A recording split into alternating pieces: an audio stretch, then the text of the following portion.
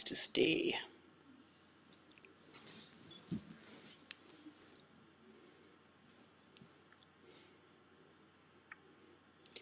What's up, everybody? Danimal, Daniel Jobber back with you again, and we are live to talk about the pay-per-view No Mercy tonight. First off, before we get to the pay-per-view, exciting news for Canadians. The Toronto Blue Jays held off the Texas Rangers in Game 3 tonight to sweep the series and move on to the next round. Exciting news for all of us in Canada that our baseball team's in the American League Championship Series, probably to face the Cleveland Indians unless the Boston Red Sox can come up with a miracle comeback. So we'll see what happens there. Anyways, No Mercy, intriguing show. Met with a lot of early controversy. First off, in the last couple of days before, basically yesterday, we got news that Becky Lynch, the SmackDown Women's Champion, was not going to be able to compete and would not be defending the title. However, because she was only going to be gone a month or so, she would not be dropping the title either. They were going to give Alexa Bliss a makeup match of some sort, which disappointing. Right off the bat, brought controversy to the pay-per-view, may detract from the show. There's a real possibility when something like that happens. How a roster and a brand has to bond together to try to, to fill that gap. It's not easy. So yeah, that was the first bit of news that could have made the show, complicated. Also then, during the preview show, we got word that the main event, the triple threat between AJ Styles defending the title against John Cena and Dean Ambrose, was going to be first in the pay-per-view. And this really didn't seem to make any sense. Why would you want to have your most popular, most anticipated match at the beginning of the night, especially for the title, the world title? Also didn't start the show off boding well, really, because it all had us wondering, well, if they do that first, well, one, what's going to be the main event? And two, is that main event going to live up to the hype that match would have lived up to? So, I hate to say it, but this could have really been a bad show. It didn't start off well, that's for sure, with at least potentially. Anyways, in the preview show, I didn't really watch too much of it, but there was there's one match, I do believe, that was on. It surprised me, actually. They had American Alpha in their first match back together that I've seen, teaming up with... who were they teaming up with? Teaming up with the Hype Bros. Zack Ryder and Mojo Rawley. We're so hyped. You ain't hyped. He's so hyped. He doesn't get hyped. He stays hyped. So that they had them taking on the Ascension and Vaudevillains, I believe. And I didn't really watch a lot of the match, but I was kind of casually skimming it, and it seemed like a decent match. And in the end, of course, as typical with the early matches, they give the babyface the win to give the fans something to cheer about. And of course, it was good to see American Alpha back in action and wrestling well again, because they've been gone for so long. So that started off okay. So so far so good. Then of course came the show started, and then came the triple threat, and there was lots of good excitement. Everyone was excited when John Cena come in and Dean Ambrose, and of course the loud pop for AJ Styles when he comes in with the title, even as a heel. And this match was pretty good. Right from the start, back and forth, just great segments. There was a double German suplex from John Cena with AJ Styles and Dean Ambrose on his back. John Cena attempted to do another double move carrying Dean Ambrose and AJ Styles later on, and that didn't go quite as well. All three guys' chances to win. At one time, you thought Dean Ambrose might pick up the title again. John Cena actually hit a major move on Dean Ambrose, and it seemed that was the moment where they would where he could be the 16-time champion, but that didn't work out. The match just went on and on, back and forth, exciting. I watched it again the second time, and it was a great match. It really was. And of course, in the end, they kind of swerved a little bit. They had.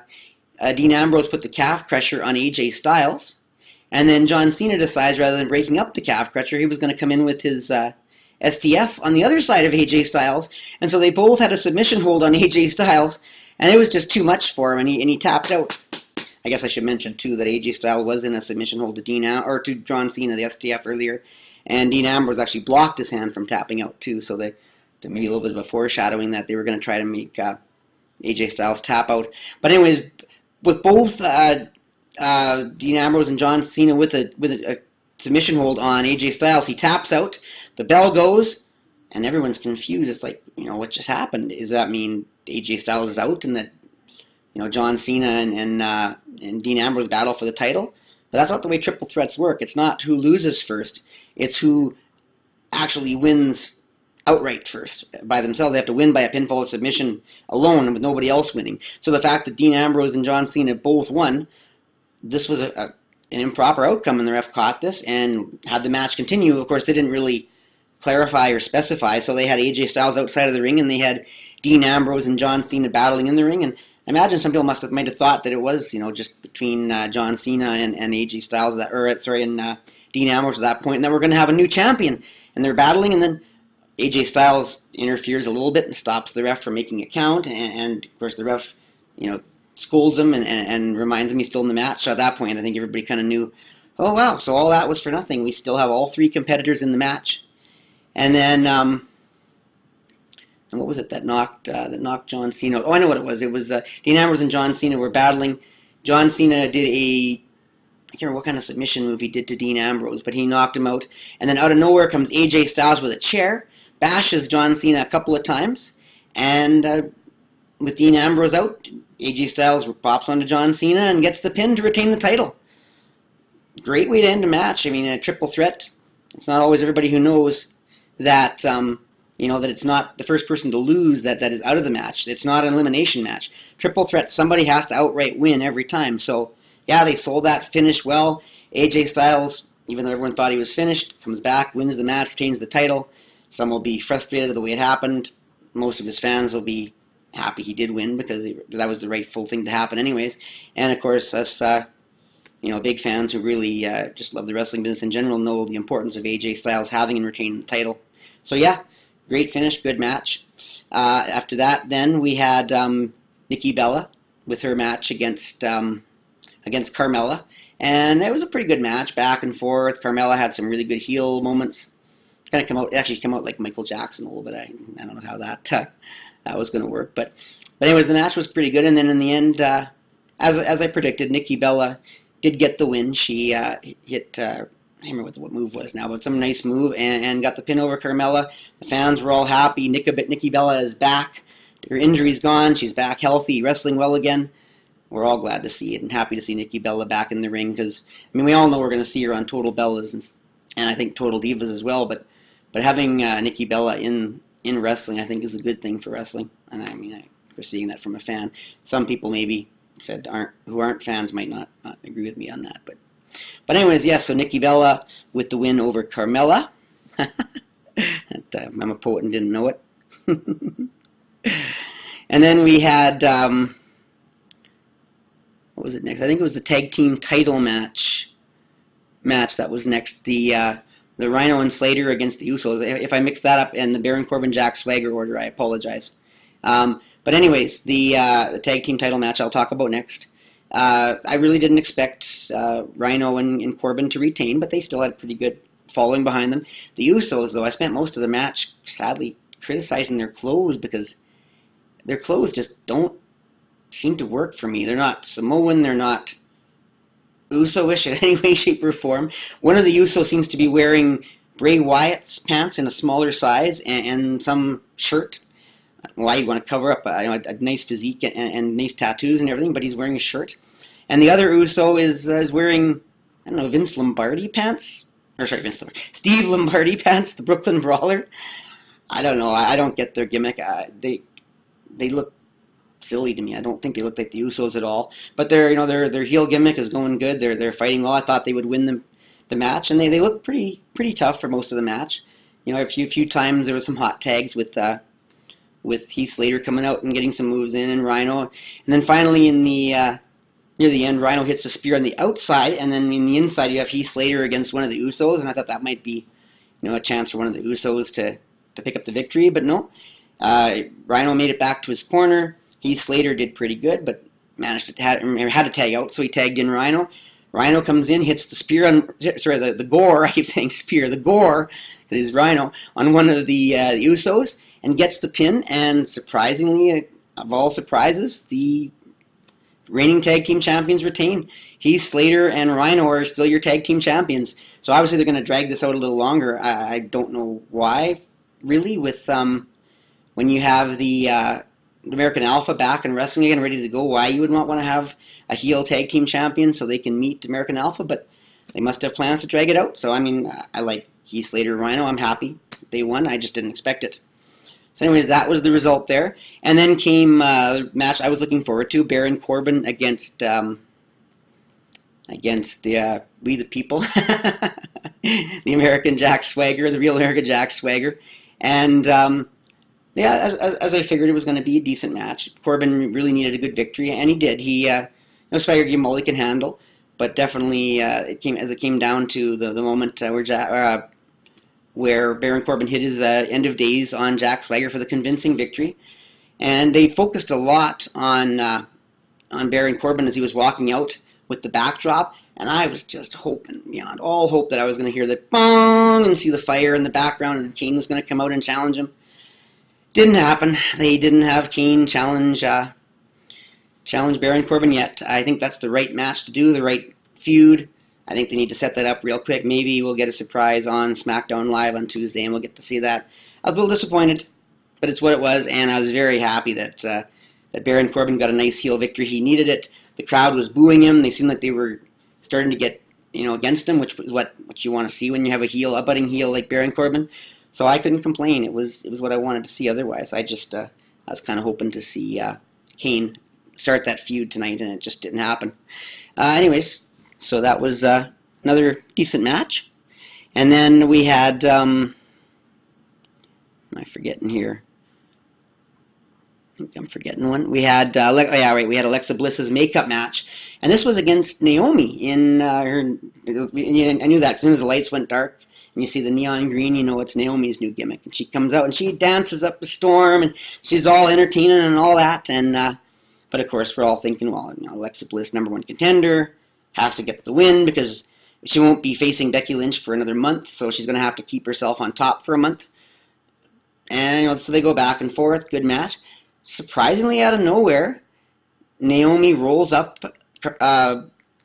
Alexa Bliss and gets the 3 count.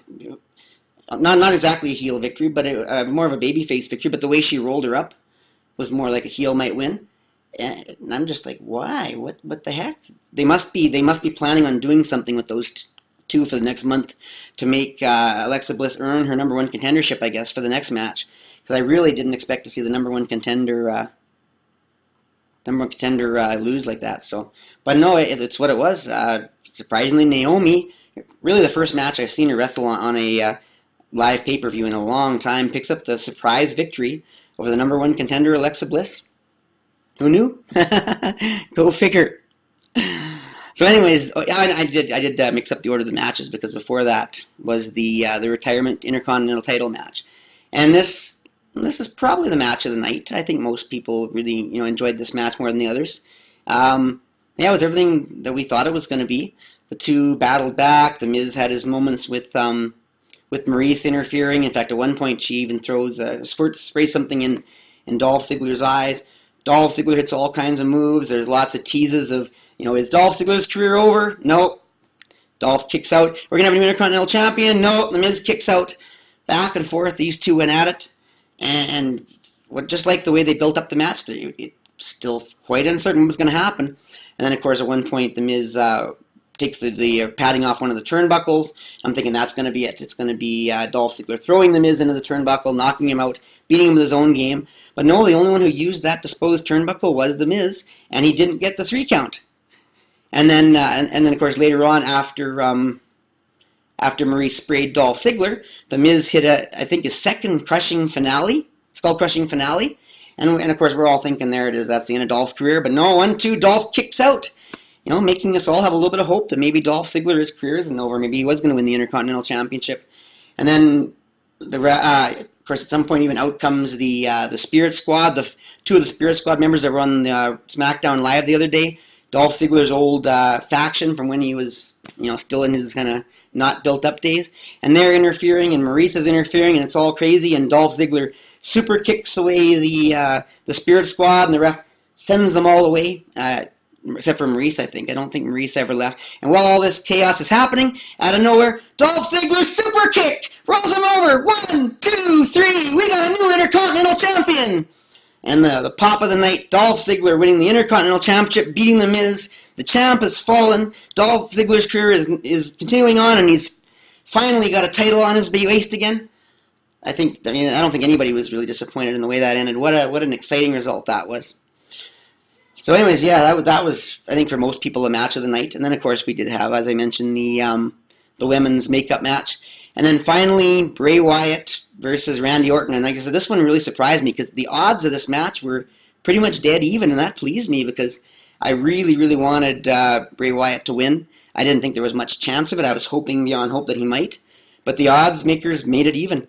And so these two battled back and forth, in the ring, out of the ring. Dolph Ziggler trying for his dirty deeds, and Dolph Ziggler, boy, that was a fail moment. Randy Orton trying for his RKO several times, failing, and of course Bray Wyatt trying for his sister Abigail several times, and failing back and forth. When late in the match, Bray Wyatt pulls the steps out, lays Randy Orton on it, goes for a senton. On the steel steps, Randy Orton moves out of the way. Bray Wyatt lands on the steps. Got to hurt his back. Thought that was Randy Orton's opening. Randy Orton throws Bray Wyatt back in the ring, goes for the victory, and all of a sudden the lights go out, as a lot of times happens in Bray Wyatt's matches, and people are wondering, well, what's this, Sister Abigail? They rumored someone like Eva Marie or something coming in as being Sister Abigail. No, it's Luke Harper. Luke Harper out of nowhere comes to save his master.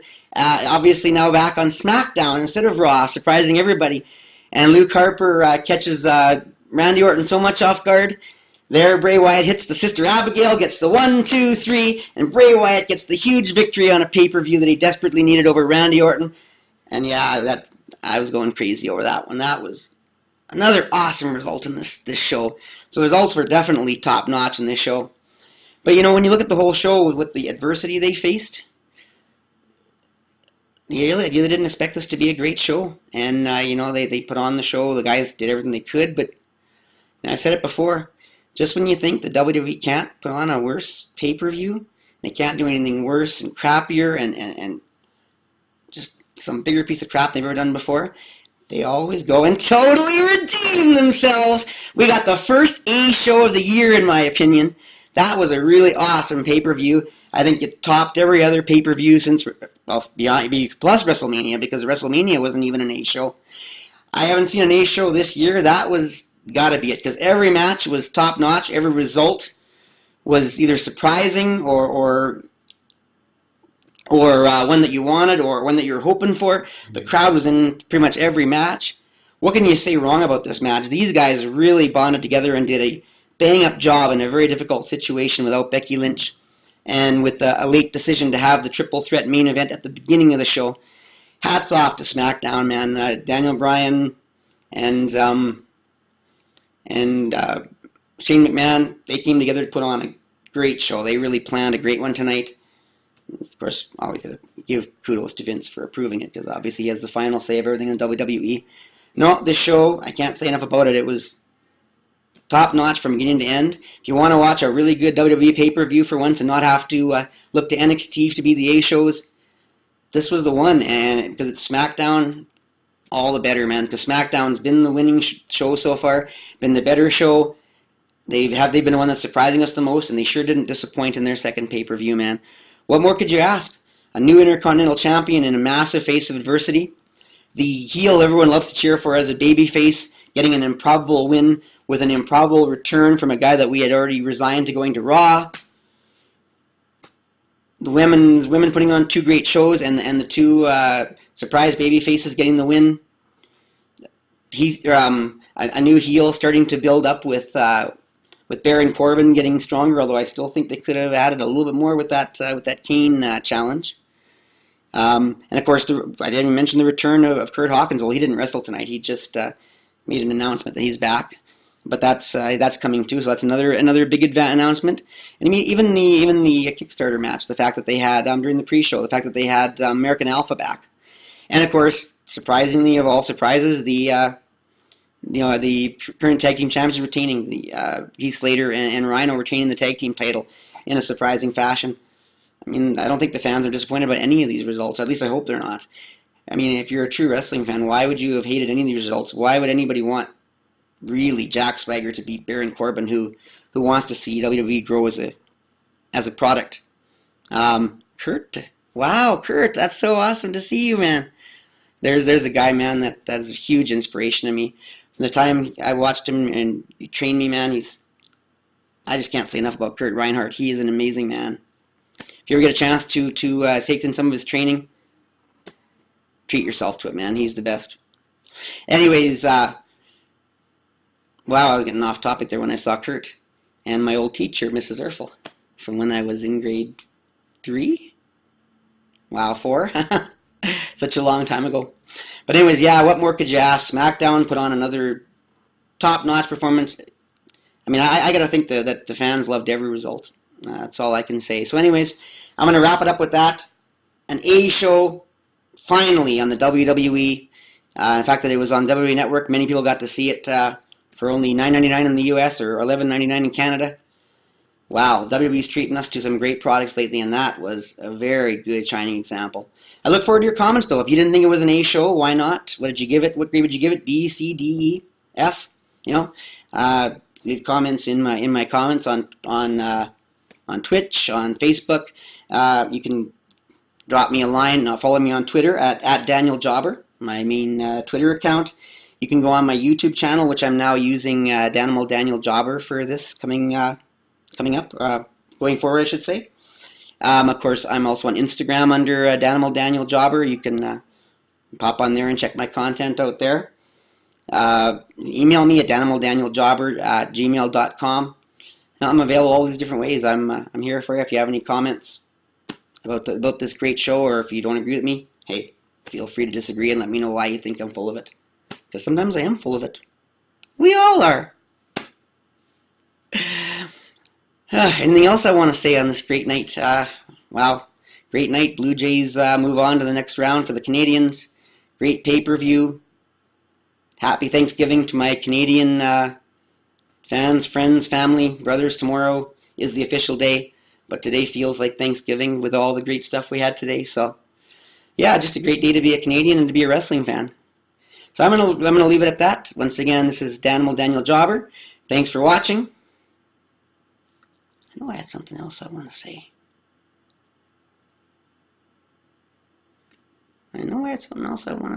Oh well. Anyways, the big thing is that it's an A show, so I'm going to say thanks once again. Thanks for watching. Jobber out. And y'all have a good night.